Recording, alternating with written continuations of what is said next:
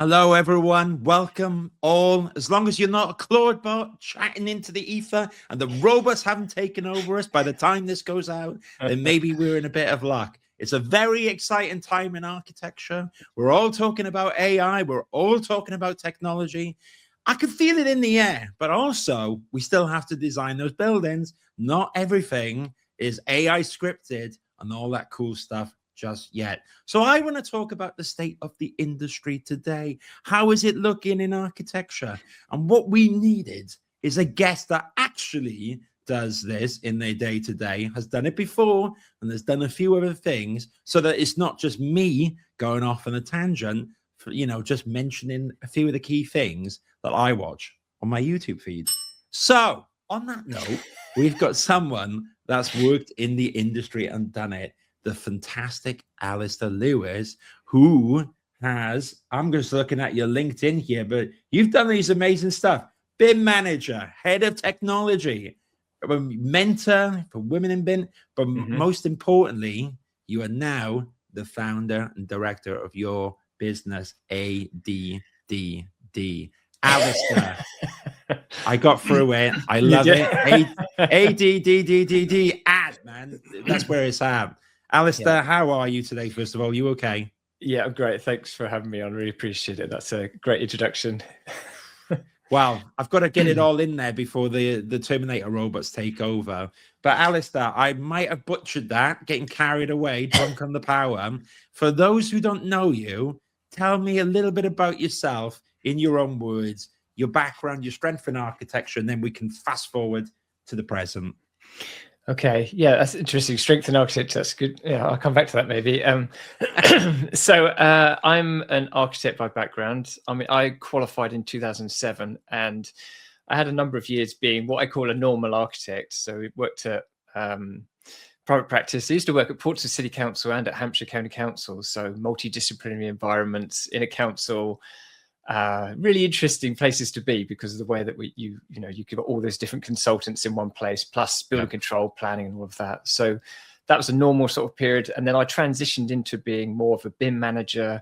We were doing primary schools at the time, and we wanted to test Revit out, and then collaboration with Revit with all the different disciplines, which was really great. And we did a load of schools in that way, and we were able to compare them with traditional delivery as well, with like CAD ones.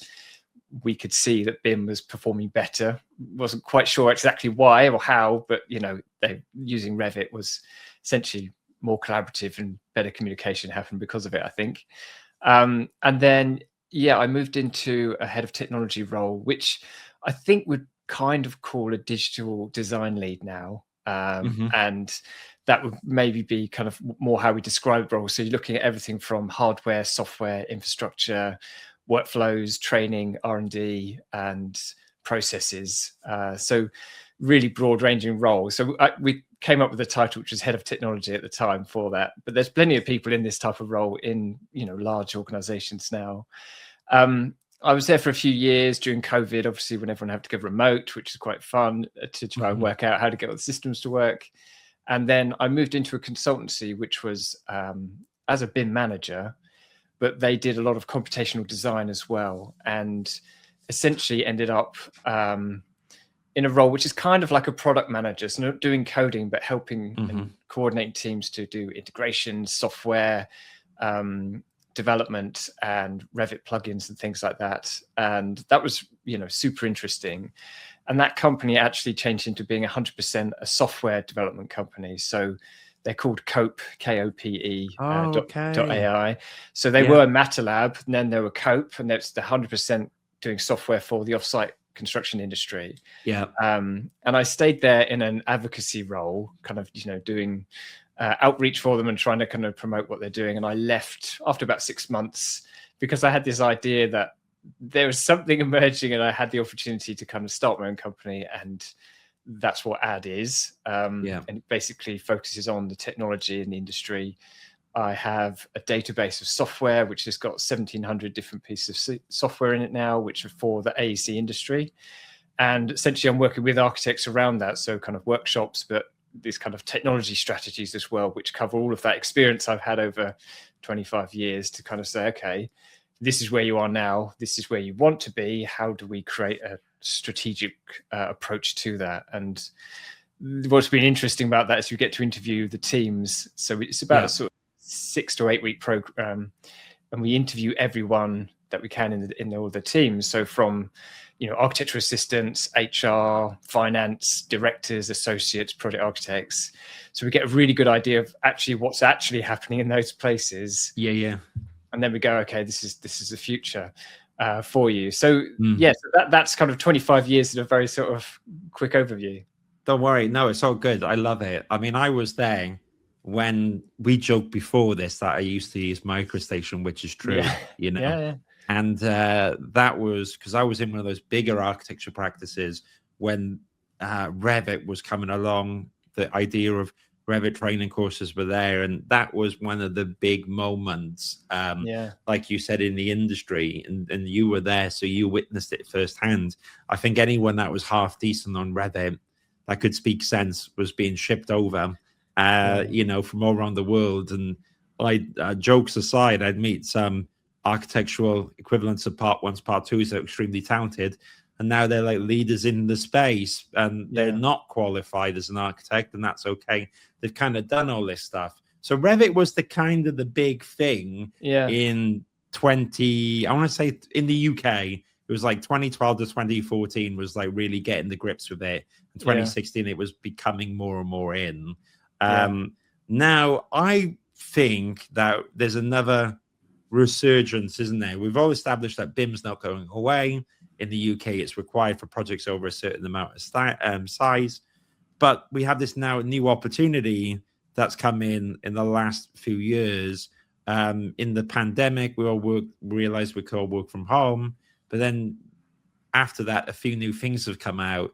Talks about the metaverse, talks about the AI, all this stuff, Allister. What's your kind of view on that then? And you also said you left your other job because you felt something exciting was coming up and you needed to get on top of it. Do you want to paint the scene of recently then in the tech world of architecture? Yeah, that's interesting. Yeah. So what is emerging is what we call BIM 2.0. And Martin Day at AEC Magazine started the term in an article. I think it was 2022. He mentioned it. And essentially, it's this new software that's coming out, which works in a much different way to traditional AEC software. So Revit, MicroStation, AutoCAD, ArchiCAD, Vectorworks, they're all, you know, installed on your computer. You know, traditional tools which are file-based, and you're they're quite restrictive in the way that they work. And there's these new tools coming out. And one of the key things I've used to help define what that looks like is the Future AEC software specification, which was a direct result of the letter to Autodesk in around, I think it was 2022 as well, or 23 maybe, where architects in Scandinavia, in the UK and the US said to Autodesk, look, you're not progressing Revit. It doesn't change. It doesn't meet our needs. You charge us a lot of money. Please do something about it. And obviously Autodesk kind of panicked, but then nothing really happened from that. So the Future AEC software specification was created as a framework for this is what software in the future should look like. And if you look at it, there's 10 key points. It covers all the things that you kind of want from software, being web-based, collaborative, interoperable, uses AI where it needs to, has data and privacy built into it, has sustainability built into it. It's a really excellent kind of framework for what these tools should look like. And I've been doing essentially a lot of research and published a whole report on generative design tools last year, but also these early stage design tools for feasibilities like Arcol, Snaptrude, Hypar, Quonic, and they're emerging, and they're obviously saying, look, we really want to get a foothold in the industry. We think there's a gap here that we can take over from Revit, because Revit's not a very good tool for feasibilities, really. Can do it, but it's a bit clunky. So these tools are actually a lot more fluid, and essentially you can collaborate in them much easier. So that's kind of where we are at the moment. So in terms of my database, I had, I think, 40 different generative design and early stage feasibility software. So I wrote a whole report on them, and that's on my website as well. So you can buy that if you want to. But it basically just gave an overview of all those tools. and I created a assessment criteria based on the future AEC software specification to say, okay, to test software and score it consistently, you could use this. Okay. It's basically a spreadsheet. Yeah. If you go, I don't know how to find it easily. This is the part where I fail last, by the way, because if you're thinking, oh, Allister should know his website, I'm driving, so he's going to witness the horror of the lack of control. But let me bring it up while here. So the website is ADDD.io. And so we've got the marketplace for the audio listeners, contact database, and we've got a job board we'll talk about in a bit. And you mentioned 2.0 here. So here's some information that you've done then. Is that right, Allister, on BIM 2.0 and generative design? Is that correct? That's right. So in there's links. There's like a test, like an introductory document you can buy. It's low cost. And then there's the more in-depth review of all the software, in much more depth, scored and compared against each other and things. So that's there. I've just put a link in our chat actually, which is to the testing criteria, because that's free. If anyone wants to download and use that to test software, you can just download that. And it's just a simple spreadsheet. But I used it when I tested all this software, and it actually worked quite well. Yeah, that's it. That's nice. Great. We'll bring it up here as well. Here we because go. I speak to lots of architects and we started testing these and we did this and we wrote a few notes and then we ran out of time. And the idea behind this is actually it gives you a structure to work with quite quickly and easily, and you can benchmark them against each other. Nice. So that's kind of there, and quite a few people have downloaded it and used it, so that's useful. Nice. There you go, and that's for free. Am I right? It is free. Yes. Here we go. There are no sponsors on the podcast, just the people I like, and this is for free. But remember, Allister doesn't work 100% for free because he's got all that value up there. So let's not be shy in spending money if we can save money. Because I got to be honest, the frame, why I like this and your other documents, you got the taste of the full thing. How many hours have you spent researching all this stuff, Allister? And not everything is what it's made up to be, surely. And not everything is surely is right for certain purposes. So is half of this knowing what software is needed and what suits the types of projects that your practice makes? Is that a fair assumption? Yeah, absolutely. Yeah. So so in terms of time, it took this month's worth of work in there basically. Yeah. So you got to find all the software first. That's the first challenge. And then it's obviously just testing them out, watching all the videos, going through all the resource documentation. So it's great. It's it's a great place to be able to have done that. And then so we've kind of just gone through all that and tested things. But the kind of key thing then is actually what's best for you. So the report goes into it breaks it into 4 key areas. Like one's for urban design, one's for interior kind of layouts, one's for residential, but then it breaks down and says, okay, if you're doing this type of work, this is best for you. So one of them, for example, is a generative design solution for New York. So if you do buildings in New York City, that's the software for you. But there's other ones which are I got you. It's not London centric, you're saying, Allister, is it? Yeah, not for that particular one. But then there's other ones which are, based in Australia, like Archistar and Giraffe, although Giraffe is obviously now available over here. Snaptrude is US and India based, and really doing some quite exciting things. So the idea is to try and democratize access to that, because when I worked at MATLAB, we did a consultancy for a client. They got me to review 4 of the different generative design tools, and it obviously cost X £1,000s to have done that. So that the report I've done is only a few £100. So if you're an architect and you're like, I need to know this, it's a very quick way to access that information. There you go. Yeah. I mean, sounds good to me. What did you learn along that journey with trying all that stuff? Do you find, of course, the report is there, but like anecdotally, are some of these software products coming out like an idea and they kind of work and they janky, or maybe they made by like internal teams, and then are some more robust, but some have a lot of potential, and then you kind of follow them, Allister, through their journey. Like some probably don't get supported, drop off, some get funding.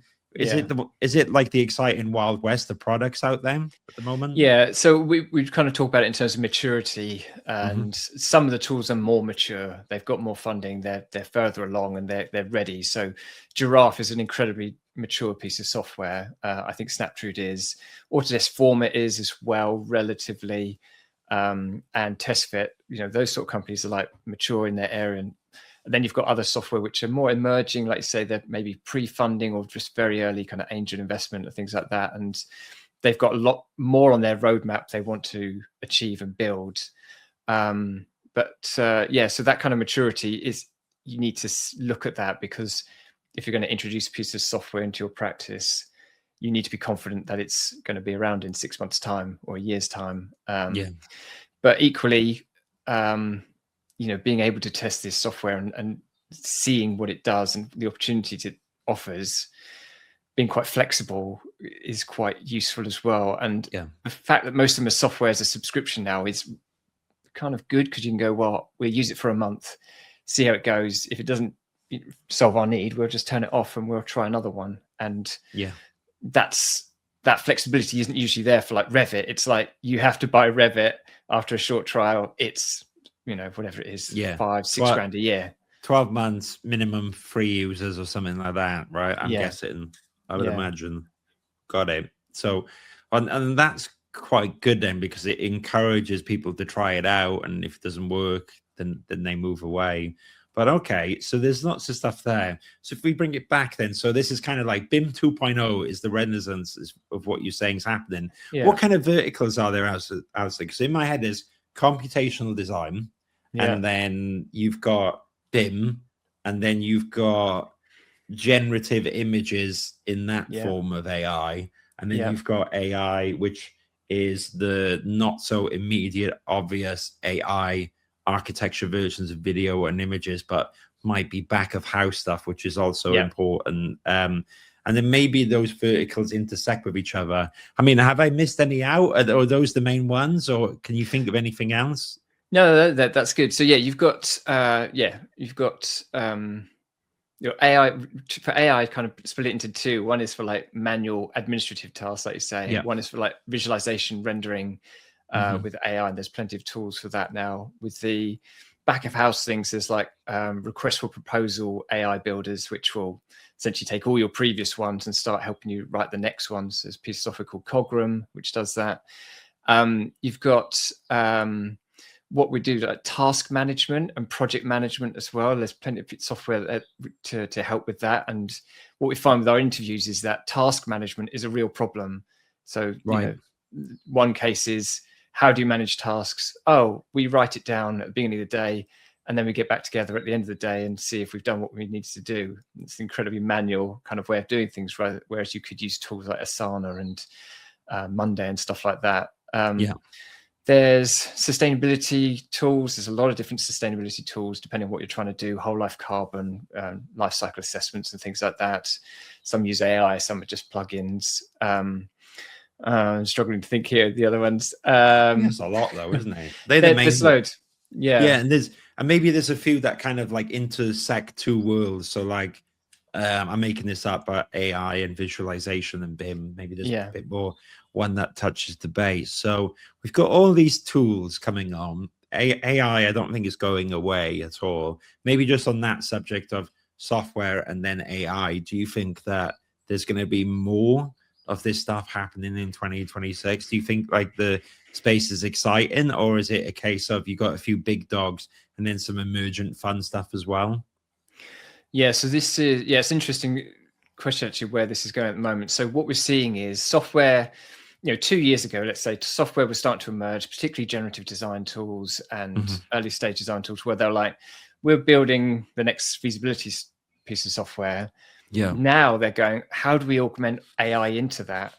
And there's lots of new solutions coming out as well, which are essentially built out of AI, using vibe coding and Lovable and pieces of software like that, where you can essentially create your own tools and apps yourself, even within, Claude is meant to be amazing for sort of coding and things as well. So the democratization of creation of these tools becomes far greater. So you can't obviously like code Revit as a solution, but you can code a small solution, a small plugin or web piece of software which can perform a task for you, and that could save you a lot of time. So a lot of the tools that are coming out are augmenting AI into them. The big thing I'm seeing this year is compliance software, which will take obviously your drawings, compare them against regulations and go, yes, this is complying.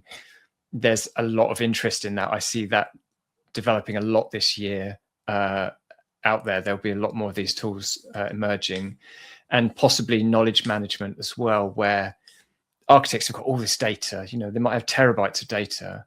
And they don't use any of it. It just sits and exists.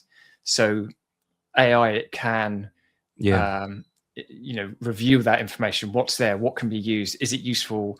Are there details? Are there correspondence? Are there learnings from all of this that we can use, within our practice? And they're starting to emerge a lot more now. And that's, something else I see this year being quite a big thing. Yeah. My gosh, I remember listening to, I think Elon Musk did it, whether you like him or not, whatever. We're not talking about that here, but he did a talk recently where he said that he thinks that people studying medicine are doing it for more social reasons than not, because soon AI combined with robots will be able to do the large bulk of medicine. Well, I was quite surprised with that, Alistair, that concept, because I was just in the hospital over Christmas and I'm fine. Don't worry, I'm all good. But it's very people orientated. And yes, it's data. And even I actually, because I had my appendix, so I had some pains and I put it in AI. It says you need to go to hospital. And then I have appendicitis. So kind of was on the way to saving me. I kind of felt like I had it, but it nudged me. So that helped. So that's real. But I'm quite surprised by that, because to me, doctors and medicine is one of the last beacons. But now we're not saying that. And I kind of feel the same way about architects, right? So you mentioned now we're doing compliance and we got all this stuff. Do you think that means that it could be in 5-10 years that the role of an architect is diminished? Or then do you think that it could be a great opportunity where architects then do different aspects of the design and are removed from the drudgery of checking these things, such as compliance and everything?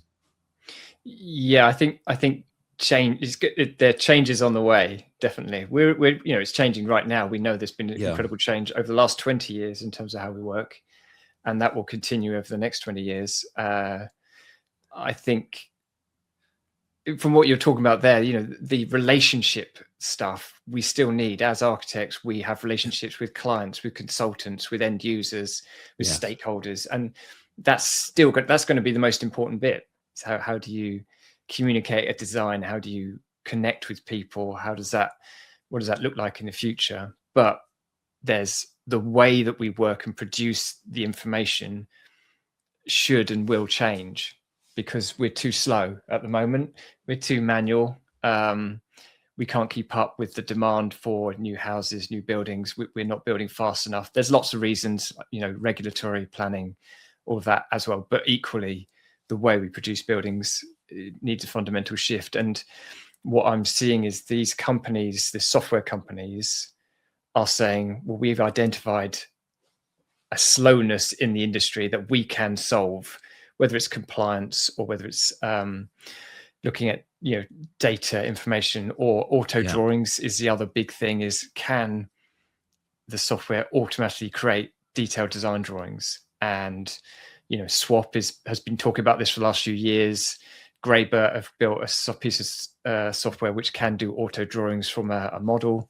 Quantic are going to integrate that. There's other tools out there. So Ideatura is quite a new one, which is a Revit plugin at the moment, which will do all your dimensions in a Revit model.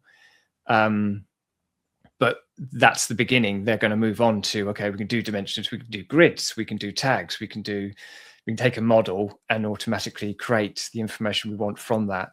So suddenly detailed design stage, which takes months usually, could be compressed down into weeks, and suddenly you're in a position where how do you price that value? if you can produce your detailed design stage information in 30% of the time, do you still charge the same amount, or do you just say, oh no, we've done it 30% quicker, we can just charge a lot less? And that's how sort of that value proposition of an architect. What is it? Yeah, that's a shame though, isn't it? That's a really weird mentality. I think if it's 30% faster, it should have no bearings on the price, because it's the architect that has to sign it off at the end of the day, Alistair, isn't it? But it scares me that, I guess, what the first reaction is, oh, we're eroding the architect's role, and therefore now it should cost less, when surely the hundreds of thousands of hours should have no bearing, right? So yeah, and that's, I mean, Keir Regan-Alexander talks about this a lot better than me, about the value proposition of architects when when you don't basically associate time with cost. If you take that out of it, and suddenly you're in a different position. And like say, the value of all that knowledge that goes into that auto drawings tool, it's not just free, is it? It didn't just turn up, someone spent a lot of time creating that. So that's, maybe an architect's unique selling point, that might be part of it. There might be their design IP. I don't know. We're going to see. I don't know what's going to happen, but it's definitely going to change. That's the thing, I think. Yeah, it's quite exciting. Now, there's going to be some people that are further along the journey than not. Some people, I think, are going to have maybe a larger practices. I'm making this up, but I've spoken to one or two. Sorry, that comes across pretty badly, isn't it? I'm not making it all up. What I'm trying to say is, typically, I think the larger architecture practices are developing some stuff, but also I know one or two architecture practices. For example, Accra Larry experiment with it a lot. They're about 20 people inside. So it does vary. It does feel like, to me, a lot of these things are siloed in-house. And also, I think it depends on the practice, but maybe there's pressure on like getting projects done, and maybe the type of projects affects on how much they're using AI. So what I'm trying to say is, maybe a company that does high-end residential stuff, and they've been using Vectorworks today, are probably not going to use certain parts of AI yet, but maybe they're using ChatGPT for office admin in the background, whereas some other companies are further along. Have you heard of any examples then, Alistair, that are more literal than the hypothetical ones I just made, of people already developing software? We don't need to say the name of the companies, but the kind of things that are being worked on and developed at the moment. Yeah, so I think you're finding, like, for the large practices, they have their own computational designers in-house. They have BIM managers, that they have maybe even software engineers. Some have got data scientists as well. So they're obviously big enough that they've got that resource, and they can build a tool, whatever that might be. And some of them are building tools and then releasing them, for the wider industry to use. So like Hawkins Brown created HBERT, was a Revit plugin that was available for the wider industry to use for free. AHMM have got one around sustainability that they've released. MVRDV have done the same. So some of them are releasing those tools. Yeah, Foster's is another one. They've got Cyclops, which is a Rhino plugin. So that's great. And I think I wholly support that, because I think that holding it all in-house is, we're all doing the same jobs to a greater or less extent. So if they can share it, even for a low price, that's quite useful. But I think when you get down to that next level, where you've got, I'm going to say, medium-sized practices and small practices, they don't have those resources in-house necessarily. So got him. There's still experimentation and use of different tools, but it's probably more constrained. Those type of practices, you usually wear more than one hat, don't you? You're like, I'm an architect and I'm also the IT manager, or correct, I'm an architect and I do the BIM stuff. So there's a lot of constraints on their time. So, and that's where context software is coming in, is that they start to say, well, we found a niche, we've built the tool, you can use it now, and the price is low relatively because it's software as a service rather than you having to develop it yourself. Let me bring that up. This is something that you've been making as well. Am I right on that? Because we got context database that you've built in software, right?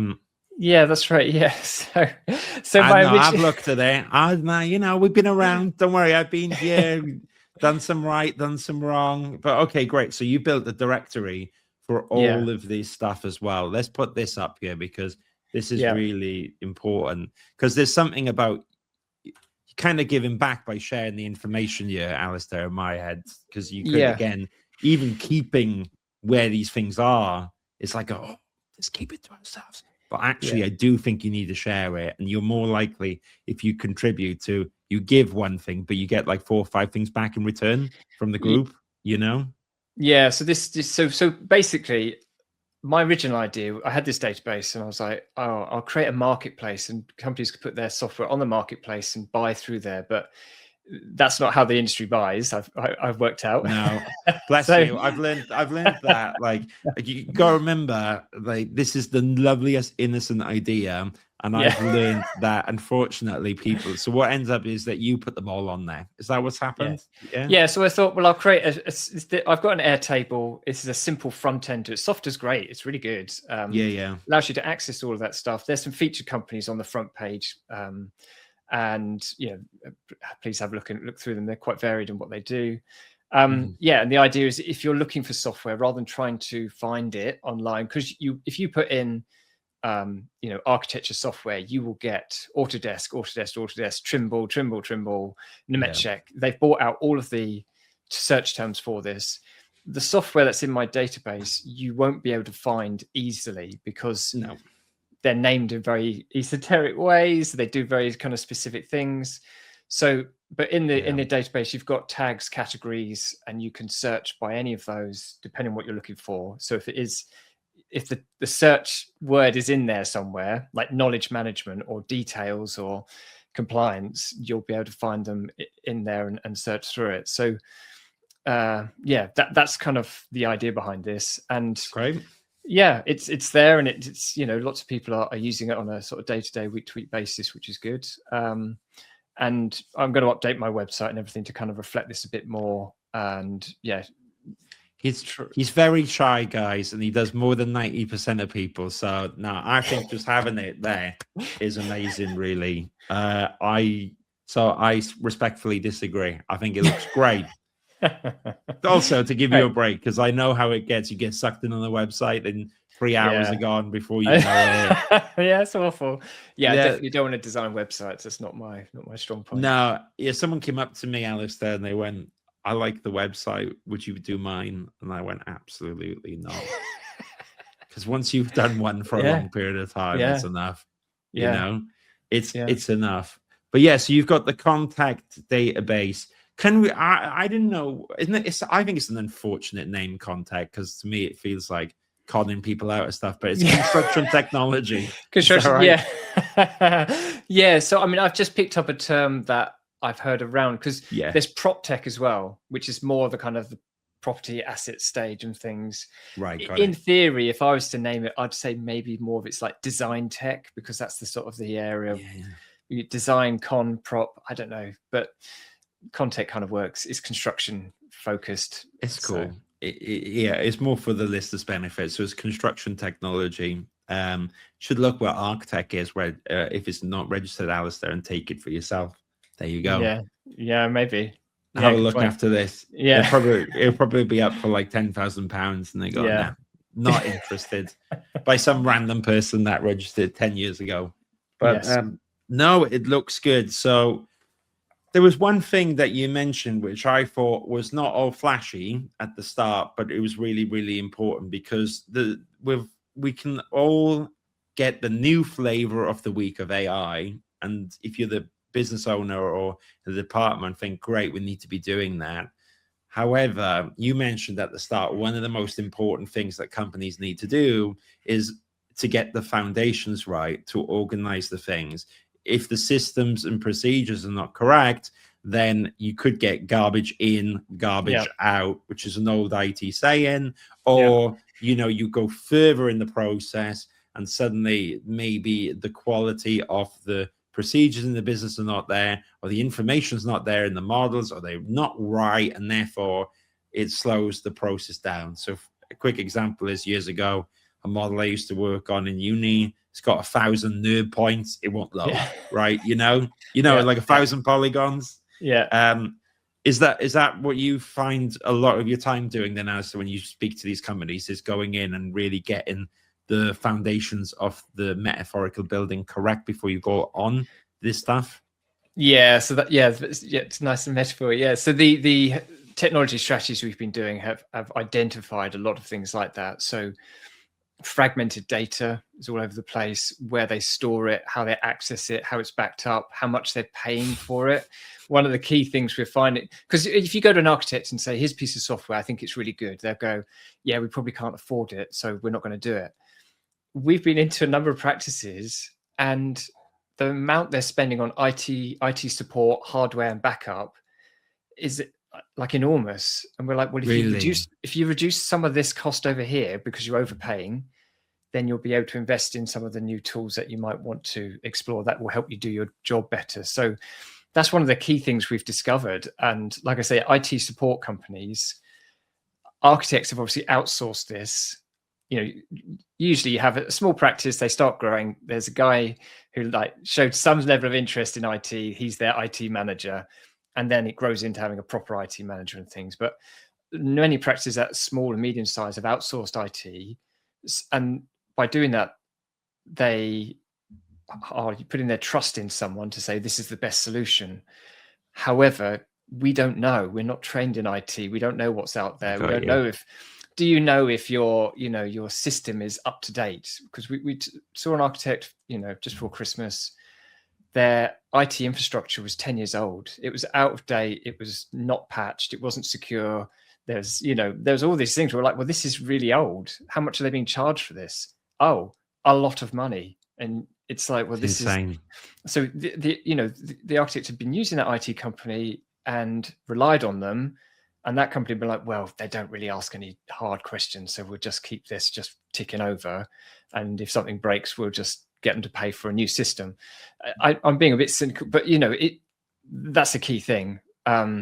So for a lot of architects, I'd say definitely they need to look into all of that, because by sinking so much cost into IT and infrastructure, they aren't able to use it on the stuff which they really want to do, which is better tools for design, which is what we all want to do.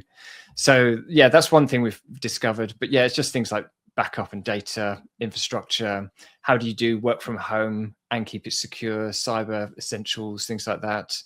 And then, yeah, we look at workflows and we talk to all the teams and see how they're actually working from beginning to end. And, are they using ArchiCAD? Are they using Revit? Are they using both? Are they using Vectorworks? What do the directors use? How do they influence the way things work? How do you capture data in terms of surveys and point clouds? And, how do you then augment different plugins into Revit to help you be more effective and more streamlined? So there's loads of things to look into. And I've got the first report we did for it was like a really long, over thorough report, and we've got it down into a nice sort of 100-page sort of, this is what you need to do with what your system looks like. And that sounds like quite a lot still, and I'm still trying to get it neater, but put it in an LLM and then then you can do 2 for 1. You go, listen, if you can't do the 100 pages, which will do the A to Z of your practice, then you can do your private chatbot, Alistair, but I mean, there's, I know you said 100 pages a lot. It is, and it isn't. It depends. If you're going to, I think if I was a business owner and I'm going to do massive decisions in the practice, I think that's really great. So, but you could do a light version for the skimmers, Alistair, can't you? Yeah, we do one for directors particularly because they don't have time. They're obviously super busy. So we do like a, well, we did a presentation this week. It had 3 slides. One was the introduction, one was about us, and the last one was, here's 10 key points that came out of it that you need to look at. Yeah. And that, I think, kind of works quite well. That is so good you mentioned that. I am so fed up of death by PowerPoint. Yeah, I'm good at that as well. So you can do both, huh? You could, if you're going to see a bunch of academics, we can get the 30 slides then to wing. I'm moaning, I'm putting off because I've got to do a slideshow after this now and I promised it. So I'm in that naughty camp, it's coming. And I'm like, okay, open up PowerPoint, and I'm going, How does one do it? But you can even do AI on PowerPoints anymore. There's no, it's going to be everywhere. It's going to change everything. It's gamma.ai, I think, isn't it? It will do presentations for you with AI. So, I'll be writing it down after this. That's what I'll be doing. I'll be checking that out. Oh, definitely check it out. No, so I think it's quite an exciting time. What's interesting is we often focus on the bling. Okay, what's going to draft let's get Mid-Journey, let's do this, let's do that. But I do think that some of the quickest things that in the business can do with AI is stuff like data entry and automation. With something like Zapier, you could just go to town on stuff. I mean, what I was going to ask though, if we flip it around, so we've talked more about the companies, more about procedures, talked about maybe if someone's in a team in-house, these are the kind of things they could look for. But perhaps we can flip the conversation quickly over to people's roles themselves. So Alistair, you're a great example of, you were an architect, then you were a head of technology and all this cool stuff, and you joked that you kind of made the title up because it didn't exist. What's it like in 2026 in terms of these emergent jobs at the moment? Is there lots of scope for architects who want to become a BIM coordinator or a BIM manager to do that? Is there enough scope for architects who are passionate about parametric and computational design to have roles now and go into these niches? I'd love your view of the lay of the land of the job sector. Yeah, that is interesting. And so when I started, it was 2012. So I started using Revit in 2008. I joined Hampshire in 2012, and they said we want to run one of our primary schools in using BIM, and that was very early stages of the UK government strategy for BIM. 2016 was the mandate and everything. So we were part of a Pathfinder project for that, and at that time it's like there weren't many BIM experts, maybe Revit experts. So I did, the RICS had a course on being a certified BIM manager, which I don't think exists anymore, but I did that to start with. And then I did a master's in BIM as well at Middlesex University. And that was a part-time course for 2 years, but that was 2015 to 2017. And what has emerged since then is this whole idea about digital design leaders, and that these are individuals that don't just manage BIM and Revit and Dynamo, but they are doing a whole load of things across the practice to do with technology. And we've got a webinar we're running tomorrow actually with Arcol, which is the future of the BIM manager, which is basically digital design leaders and what that looks like. And it's an evolution of the role essentially. But I did a whole load of scrolling through LinkedIn yesterday to essentially spam a load of BIM managers with this event because I want lots of people to turn up. And it was amazing to see how many BIM managers are actually on LinkedIn, and that's their full title, is BIM manager, across, architects, engineers, consultants, some are working for universities and other kind of larger state teams. So the term BIM manager has emerged, and there are plenty of roles for that, as well as BIM coordinators, I think. I think the digital design lead is the kind of that next step up for those individuals, where they take everything that they know from a BIM level and start to say, actually, what's the next step up? How do I know about AI? Do I know about infrastructure and backup and hardware and software, and also have I'm going to say an aptitude for kind of leadership and the qualities which are very good at communicating with people, bring them on board, take them on a journey where we're going to transform from here to there and things. So these are the emerging people out there. I don't know if that's something you're finding in your kind of the work that you're doing, assigning people to the right roles, or practices coming to you saying, we need this. Yeah, I find that the computational roles is the one which, because it's not an official job title, or let me rephrase, now you just mentioned the interesting thing of there is a title of a BIM manager, there's a title of BIM coordinator, and digital design lead is something that you would get at like an AHMM, as you mentioned earlier. Makes complete sense. But yeah, computational design is a strange one because I think it gets bunched in with design architects. So like a passion for computational design. And then you'll have like a company like Zaha Hadid who might have a computational design team, but they kind of feed into the whole big office. But because it's not an official title, I think it gets a lot of frustration. And I think that people who are very good at computational design maybe then get frustrated with the salaries involved with that, because it's still around still around the same peg as really an architect. And then there's a frustration in there.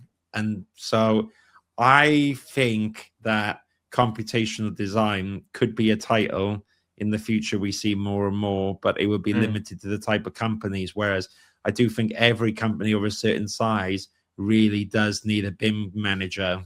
Yeah. Or if it's a small company, someone gets lumbered with the BIM, don't they, Alistair, like you said? Oh, yeah. Yeah, like you over there, you look very good, and you know the word Revit, and you've opened it up, so you're going to be our BIM manager and sign off all the drawings. But that's also how people get into it, though, which is kind of cool sometimes. I've gone around, but I think like BIM's more refined. I think computational is more, could be in to do with other people's jobs, and therefore people get frustrated. They'll come to me and go like, have you got any computational design roles? And I've got to say, not really. You kind of got to angle for a company that does it and worm your way in the team, or we can look, but it takes a bit of time. Also, I haven't seen any like AI consulting role or anything other than, in-house AI role. It would be part of the digital team, and then you might have one or two people passionate about it. But I think that in the future, I'll tell you one crazy quick one, Alistair, not to go on a tangent, but I remember spending a week or two sometimes doing a collage from scratch. It would look good at the end. When I was a part one as an architectural assistant, that is the kind of job that would be done in like a half an hour in Photoshop now with AI. Yeah, absolutely. Yeah. So I think it could remove lower entry jobs. That's the other danger of AI. I think it could be a problem for part ones in the future, Alistair. I agree. Yeah, because a lot of those jobs that they've brought in to do is, can you sort out this Photoshop image? Can you tidy up this Illustrator? Can you do these markups on this drawing for coping, details, whatever. So that's the risk, isn't it? But equally, we want those people to come into the industry and form relationships and culturally change the way we do things. I can see the risk there, though. And this is not just an architecture thing. This is everywhere. But also, it will become very, I think the gap will be huge, because on one hand already, there's a frustration in architecture of it costs a lot of money to study for the salaries that are already there. And then on the other hand, we're kind of saying, well, maybe we don't even need a part one the way it's going. So it might be that people just jump on Alistair part two the way it's going, Crazy. We'll see. Yeah. I mean, just to go back a little bit on what you just said about computational designers, and we spoke obviously before this. So myself and two others, Bragan and Stephanie, we set up a website called AEC Tech Jobs. And the reason we did this is that Bragan and I were both sharing roles that we kept seeing on LinkedIn. So companies would say, we need a software engineer, we need a UI UX designer, we need front end, back end, whatever it was. And we thought, well, let's make a central location for this. And this is what we created basically. And we have 500 roles on here at any one time. And it is about, for those people who want to move into the software side of the industry. And when you talk about computational designers, I put computational designers on here because it's very much a jumping off point. So computational designers in architecture very often move to content companies because they got coding skills and because they understand this side of things. And exactly as you say, they want to essentially get paid more. And moving into the software side of it, there are better wages, I'm going to say, I think, generally than in architecture firms. So we are, so you've got one there, computational designer. Who's that for? Is it Populous? Populous, yeah. Yeah. So we put these on there because they're quite interesting. But equally, there's always, you've got AI research engineer, that's Tectone, they're based in Japan. They do a knowledge management piece of software, which is really great. So Chaos. Yeah. So there's Yeah, quite a lot of stuff here, isn't it? So it's also, you've got quite a range already. I'm browsing, and you've yeah, got some like tech platforms, and then yeah, you've got some architectural places. We talked about Populous, but then you've got the rendering engines and stuff, haven't you? yeah. Yeah. Yeah, Cool. yeah. Companies like Speckle. Consigli is interesting on here because they were just bought by ACOM. So ACOM now have their own in-house AI engineering team, which they bought for it's about $330 million. Holy moly! So Yeah, proper that money. was not fought lightly then, Alistair, was it? That was a Yeah, proper yeah, takeover, bring the skills in house. That's yeah. clever. Yeah. And then you've seen recently that Procore have bought a company called DataGrid, which is an AI-based tool they're going to integrate into their software. So lots of these startups are essentially building software because they are looking for acquisition in the future, because you can make a lot of money if you've got a great tool. So that's partly why a lot of this kind of software is developing at such speed. So I think, for those maybe watching this who are thinking about what their future career looks like, it can be in architecture, and I love being an architect. I think it's amazing, but it also can be you can move into software. There's a really interesting future there because these companies need people who know about the AEC industry and how we build and construct, and they want that experience brought into their teams in a variety of roles, whether it's product manager, sales, customer success, marketing, etc. Yeah. Can I touch upon that? Because I want to just last 5-10 minutes on this. How does a traditional quote unquote architect who's passionate about computational design, passionate about all this stuff, move over, Alistair, like you did years ago? Because I get asked it over and over and over again. Yeah. So I created a resource actually. Hang on. So one of the things is about product management, and that I see is a really good point to move into the software side, because you need a knowledge of architecture and the construction industry, but you also need knowledge of how to develop software.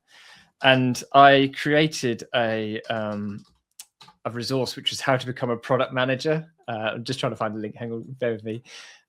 Because that was what my kind of thought was. Actually, this is how you get into, the industry in a fairly easy way. So there you go. There's a link there for you. So that's one way of doing it. I think if you're interested in this area, product management and understanding how software is put together is really good. So there's plenty of free courses about software using principles like agile and management processes and things. So looking at that, there's quite a few kind of computer science people who have moved into the industry as well. Yeah, so this is it here. So yeah, it's fairly short. There's 2 case studies in there of people. There's 3 case studies in there of people who have moved from traditional AEC into software. So someone who works for Autodesk, Tectome, and also for Glider. They just tell you how they did that. I mean, one of them, so Evelina, she was in Japan. She just moved there. She was doing Japanese lessons and ended up sitting next to someone who was running Tectome, and they gave, she got a job because of that, which is completely like coincidental. But equally, Tazeen from Glider, she was headhunted from university, I think, to move to View City, and then she worked at Glider. So there are ways out of architecture. I think the main thing is to explore the things you find interesting. So if you're interested in computational design, go for it. Join lots of courses. Explore with people, go to the Architect Network, which Ollie Thomas runs, and do some of their courses on Grasshopper and Dynamo and things. And, just get part of a community, get part of a group who are interested in the same thing. And as always, your contacts, your network is going to help you move to the role you might want to move to, I think.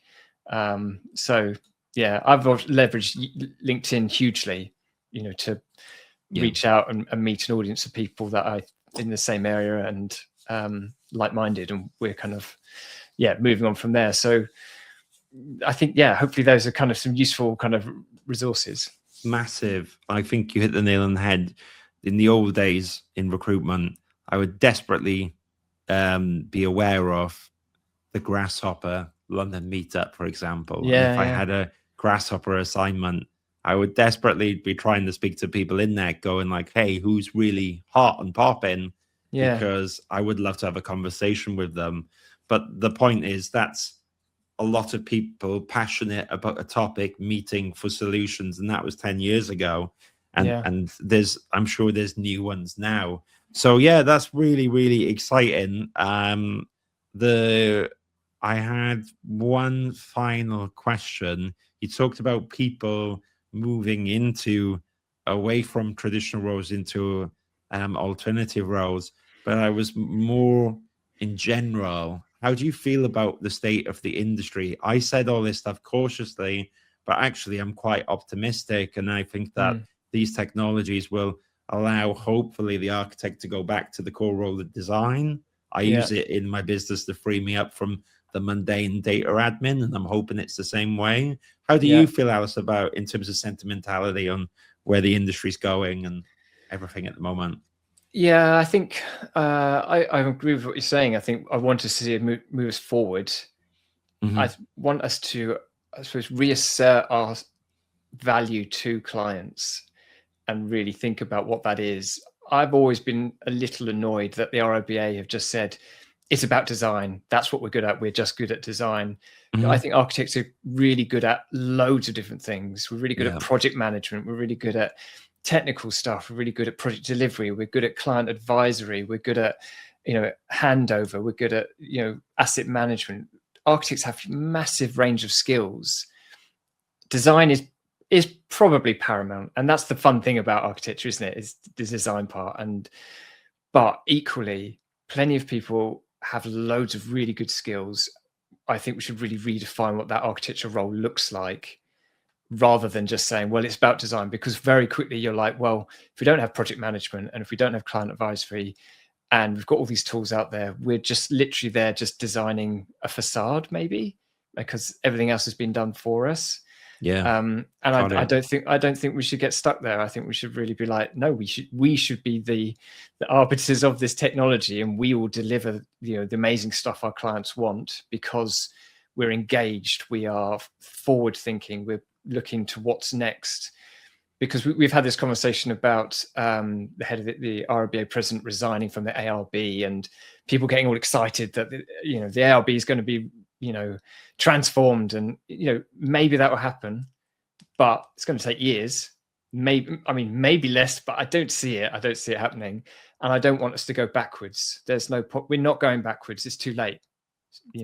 Nostalgia is not going to win on this. We're not going to go back to the days where we were the head architect and everyone. We need to redefine what that future looks like as an architect who is collaborative, innovative, technologically advanced, able to use the tools and deliver for clients and for these wider issues such as sustainability and urban growth. And we can't do that if we go backwards.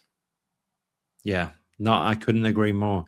Well, I always like to ask the guests at the end, if you have any other questions for me. Alistair, you begin to get to know me.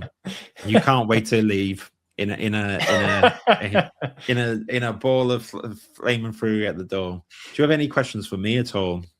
I was just curious about what you see, I suppose, out there because you're seeing from both sides. You have companies saying we need these type of people, and you have obviously students and existing professionals saying, I want to move jobs. I want to get a job here. I'm just curious to see what your feeling is around all of this. Yeah, I don't think it's going to slow down. I think we're in a strange time coming ahead. My immediate worry is for the part ones, probably why I mentioned it here, because I see that role changing. But because I have my own business, I am invested a lot in the AI, because I know I don't design buildings, but it's generally the same thing. Like, how can I optimize my business to free up more time on fee earning tasks and remove all the other stuff? And therefore, you mentioned software platforms. I've been doing that myself. I've been doing it all and learning. So there's two things. I think so. It's a really exciting time for architecture business owners, because I think if they get the AI piece down, you can save a lot of time. It can help with marketing. It can help with doing all this stuff. It can remove data entry, but it hallucinates less, but you still need to check everything.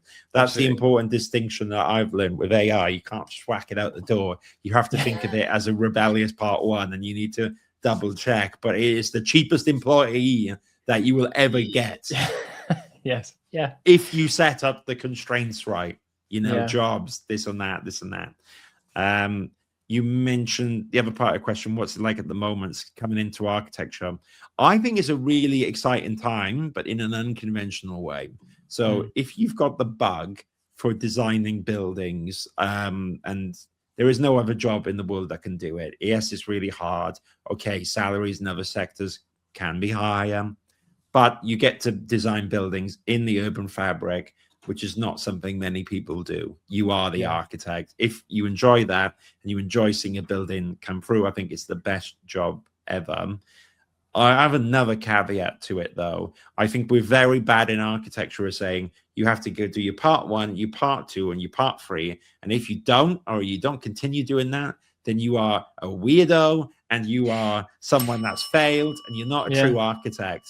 And I think it's a real misnomer, because it's the degree and diploma itself is so hard. You try so long, you do these crits, you work on these projects, you do all night as you back. So I think architects are extremely competent people, like insane. And therefore, I think if we can get rid of this notion of you have to just do that and do other stuff, I think that would be great. So one thing I admire about you, Allister, is that you're quite entrepreneurial. You've done mainstream architects, you've done that, but you're setting up this, you're seeing ideas, and you're building things. The job board, the this, the that. The downside is us ideas people get smacked in the face when the idea, you go, oh, okay, this is why this is hard. Or this is, we learn, and that's what we like. But I think that kind of person does really well in business, and that comes from architecture. Yet we don't talk about that enough. I agree. Yeah, no, that's a really good point. And I've known people that have gone into be urban, UX designers. 10, 15 years ago, one guy I knew was really good at coding. Yes, there were better people who could code in the office, but they liked the way he looked at things like a designer. That comes from studying architecture. There's loads of stuff. And I think we should champion it more. And I'm okay with people going into other things, because that can sometimes add more value to the industry in the wider sense. But we have to get rid of that stigma of, if you don't become an architect, you're a flop. Does that make sense? No, it does. Totally. Yeah, I totally agree. And it's not for everyone, and we all have loads of different skills, so you just apply them in the area that can best benefit from them. Yeah, I'd like it more like now. Okay, you've got a degree or diploma in architecture. Yes, you could do that, and maybe it would be good for you to try it. But you could work in a main contractor. You could go to like a project management software app in the construction environment, or you could work for Chaos Engine doing the next visualization thing. I think we should start talking about that more, is what I'm trying to say. If you read AI and Architecture by Neil Leach, I don't know if that's the right title, but he wrote a book on this. He suggests 50% of architects should carry on being architects, 50% of architects should stop and should start developing software. Really? Yeah. So he's like, in order to, that was his, I think he's been provocative, but it's an interesting thing, is like, we don't have to just keep doing stuff. We can actually build the tools that architects use. Yeah. Well, you mentioned Lovable, and I played around with Revit. I do think it helps to know the software a little bit. Otherwise, if you just vibe coding, I think it can fall flat in itself, Allister. If the project scope's too big. But it's so true. And that's the last thing I'll say. Put it this way. So with my website that I've made, I wanted to make a function. And in the old days, I would have paid a WordPress theme or plugin to do it, or try to learn it myself and scream at the wall. If it was very easy, I could manually do a bit of PHP, manually do a bit of CSS. Okay. When it went mental, I'd have to get someone on board.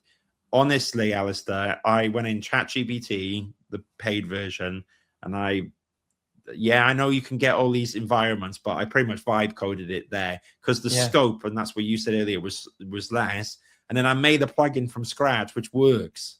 Wow. Yeah, that's amazing. You know what I mean? Like, but it was just for one task. The parameters were there. It didn't work. I got it 4 or 5 times, and then it did it. And I avoided paying someone to do that. And I don't mind doing that. But what I mean is, it was amazing that you could just do that yourself. So if you think like that aspect on a project, then surely that's what an architect is, right? We're problem solvers, no? Yes, I agree. I totally agree. Yeah. And you can apply that knowledge in a lot of different areas. Yeah, there was a quote, and I want to hear your opinion on the last thing before I let you go back to your other jobs and everything, right? And all your millions of really good websites, because they are amazing. We will recap them. But there was in the magazine I read before, and there was this guy who used to do interactive exhibitions and and these cool like displays, and he was an architect and all this stuff, and he would basically learn one programming software to get the task done. Yeah. And then he would do something else to get the task done.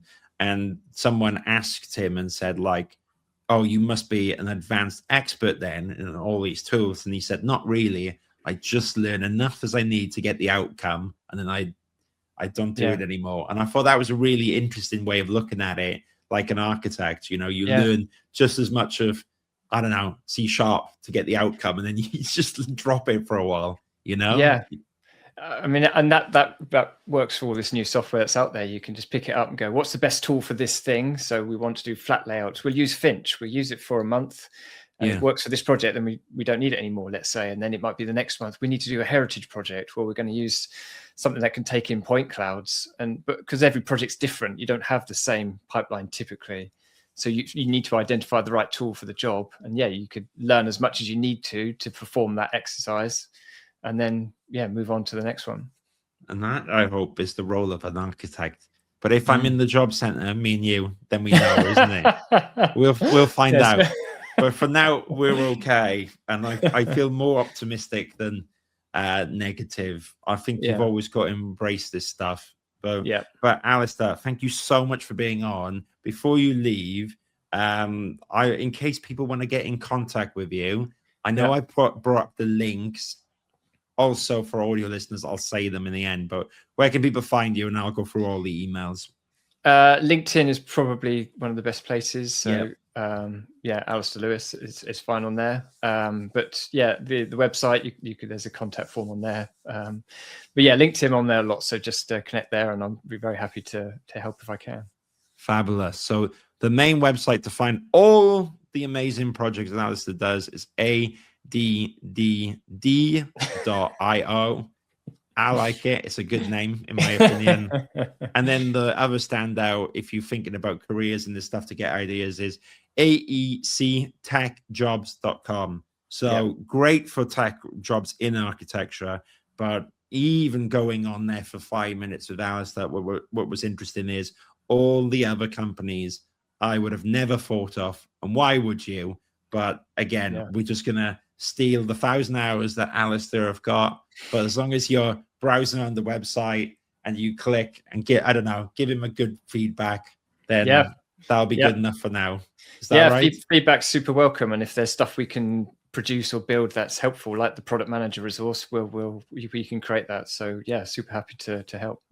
Well, bless you. And thank you so much for being here. I really appreciate your time. And on that note, I'm going to end the podcast now. If you liked what you heard, reach out to Allister. I love it when people pivot between really different creative roles in the industry. And then, although it doesn't sound creative, getting that foundation of all the digital stuff so that you can do creative stuff, I think is a really, really, really important thing. So check out all of what Allister's done, all of that interesting software that's coming out, looked at, reviewed, worked out all the case studies that could save you hundreds and thousands of hours. There you go. Thank you so much. I'm going to end the stream here. Take care, everyone. Bye-bye. Thanks very much.